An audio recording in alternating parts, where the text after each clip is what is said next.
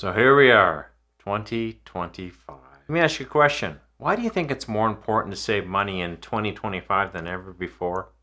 Today, I'm going to be uncovering 5 reasons why, and more importantly, what you can do about it.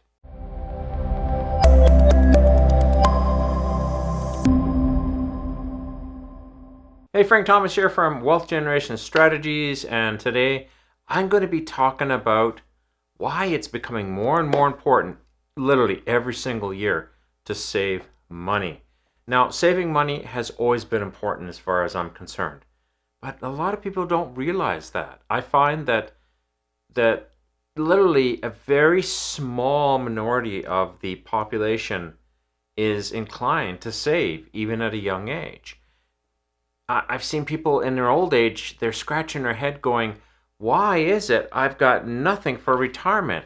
Well, duh, you haven't saved anything for retirement. I must be honest with you, I'm always really encouraged hearing about younger people who are in their 30s and 40s who have learnt the lesson and are saving, and they realize it's more important to save now than ever before. And they're doing that, and they have such economic freedom. It's just crazy. And it excites me to listen to these people and see what they're doing with their lives. But let's get started. I have 5 things that I think are really important and really at this point in history, in 2025, that I think are going to be real game changers and will encourage you, hopefully, to save. So let's get started. The first one is all about economic uncertainty. There is no safe haven on earth anymore. There is no safe haven anywhere. Accelerated inflation has hit just about everyone. And we're being forced to learn how to do more with less. And to make things worse, employers are more fickle than ever. In other words, it's really hard to get a good job that could pay you more because employers have become so fickle. I've really witnessed this in the recent history. In the past, when I've gone to get a gig, I've been able to snap something up really quick. I've never really been out of work. About 2 years ago, I had a dry spell of about 3 months, and I saw the fickleness beginning then. But wow, now it's crazy. I'm finding employers are really, really fickle. And nothing against you guys, but that's the truth of it.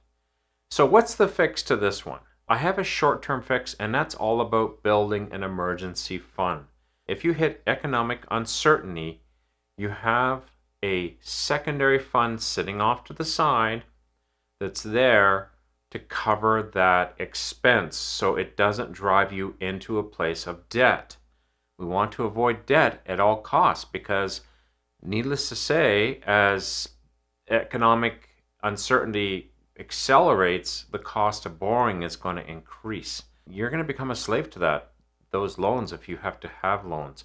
So start considering building an emergency fund. How much? Depends on your situation. Personally, I used to say start with $1,000. At least $1,000 will cover a short-term, oh crap situation. What you will want to do though is eventually save a good, strong 3-month living emergency fund. In other words, if your employer folds, lets you go, you have a contract in, then what happens is you have 3 months of living that you're taking care of. So start building that emergency fund. Let's get to point number 2. This is a big one, and this is something that it has been a problem in the industrial age, and that's technological advances. Like I said, it has been a problem in the industrial age, and maybe a problem forever, because they say that the better the technology, the better the warfare. In other words, the side that has the better technology is more apt to win the war. And it's the same way technologically in industry and business. What does technological advances have to do with saving money? Simple. As technology advances, jobs require a larger skill set to be competitive. Use this to your advantage. Either you're leading the pack or you're caught behind the 8 ball. You got to start fixing this problem by starting to build an education fund. Save money to build that education fund. And save it to provide you with 2 factors of freedom. First, the time to learn and the ability to pay for that learning. Nothing's worse than borrowing tens of thousands, if not hundreds of thousands of dollars to cover your living and to get your education to get a better job. Because there's no guarantees. It's always better to be in a position to have the money right up front, so when you're done, you can enter the job force with zero debt. Again, we're trying really hard to avoid debt here.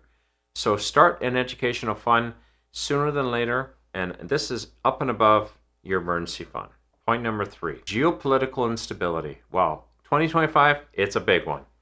The wars and conflicts that we're seeing around the world, there's so many global tensions, trade disputes, disruptions in supply chains, increased cost of living makes saving a priority. There's just no doubt about it. You have to have that financial buffer to cover against these things. Right now in Canada, we're in a situation where the United States is pressuring the Canada with tariffs to kind of get our poop in a group. And I totally agree. It's sad, but I actually agree with their position, because we got to get our poop in a group. We are such a hot mess economically in our country right now that we need to get things straightened out. How do you fix this? I believe that, again, it's back to saving, looking for investments, getting into businesses or investments that are international in nature to allow you to invest outside of your country.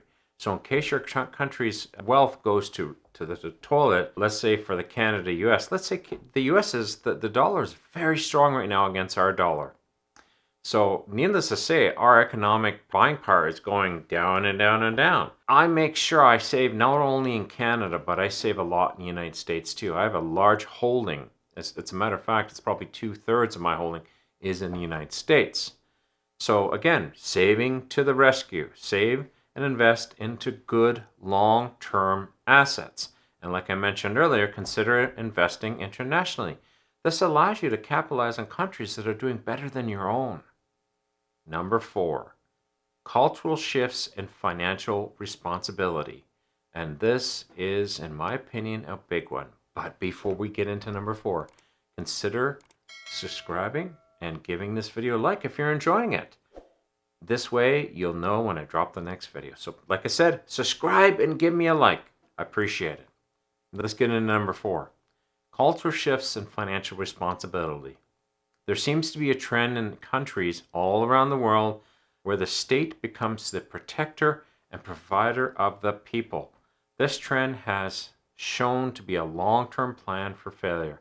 And I'm going to stay away from my personal opinions on this, because really and truthfully, it comes down to this makes people economically dumb. Allow the government to handle the money, to handle everything. If you do that, you have no idea how to handle money. The fix here is to increase your ability to save and also learn how to get better returns on your investments. And what's a better way of learning is to invest and fail and invest and succeed. Get investing, get saving, and get investing towards better returns. A good example of this is I went from earning, I'd say 4 or 5% of my returns on my investments to over 16%. It is possible. Number 5, savings as a means to achieve goals. The number one thing I hear again and again from people in retirement is they wish that they actually started to save sooner in life and actually put more effort into it. Why? They discover in horror that they don't have a good plan to live without requiring them to continue to punch a clock at some job. As you hit old age, your skill set starts to wane and to age and to become dated, especially with technological changes, and you can only get minimum wage jobs. Now you're punching a clock. You're in your 20s watching this video. When you're in your 60s, your body doesn't operate as good as it did in the 20s. Go talk to your great-grandma if she's still alive and ask her, "Hey, Grandma, how are things going? Like, can you run that marathon?" I'm sure she's going to say, "N-O." We'll leave it at that. But this is becoming more acute in 2025 because the cost of living is increasing faster than in the past. Long-term savings is the ultimate answer and will alleviate these issues. Let me give you a really simple saving example. Let's say you're 20 years old and you start to save $200 every paycheck and you get paid every 2 weeks. So it's a bi-weekly paycheck. Do you know if you saved that for 45 years, $200 every paycheck, you'd have over $1 million after 45 years. In other words, when you hit 65.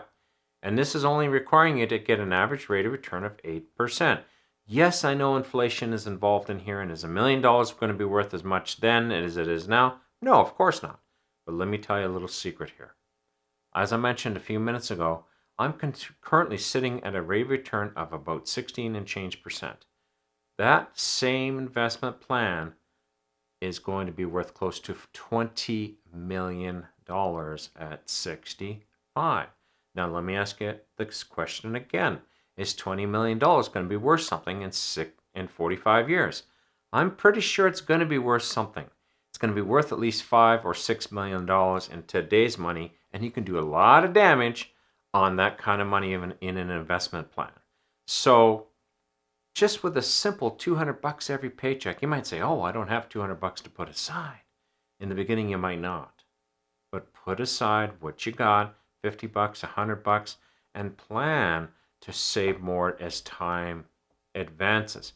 Because this simple calculation is working on the pretense that you don't save more than $200 every paycheck. Nowadays, I save $1,000 every paycheck. And it makes a big difference. But could I do that in the beginning? Absolutely not. Maybe I could have saved $50 or $100 a paycheck. That was it. But it would have been a good place to start. So the fix is to learn more about investing to get better returns, as well as start to save, man. Start saving. Don't wait until you're 40, 45, 50 and go, oh crap, I got to start saving. You've lost a lot of time, the value of compound interest. Okay? Leave it at that. So those are my 5 that I came across that I think are going to make a big, big difference.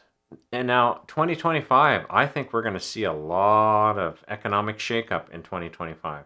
There's lots of word and rumor of the market crashing and this and that. That could happen. I'm not too worried about it. I'm into good long-term investments, so I think I'm pretty safe, as well as I have a good diversification in my portfolio. I've invested internationally, and I hope you learn to do the same. But there's also times when you kind of get stuck and you encounter a setback and it's causing you economic grief. In this video that should be showing up on the screen right now, this video talks about 5 ways that I found to bounce back from a setback. I think it's important to watch. It's better to be prepared for setbacks than it is to be caught in one without any preparation. So be sure to watch this video. Frank Thomas here. I hope you've enjoyed this one. Please leave your comments. If you think I've missed something, leave a comment. Tell me about it, because I like to hear what your opinion is. Thanks very much, and we'll talk to you in the next video. Talk to you then. Bye-bye.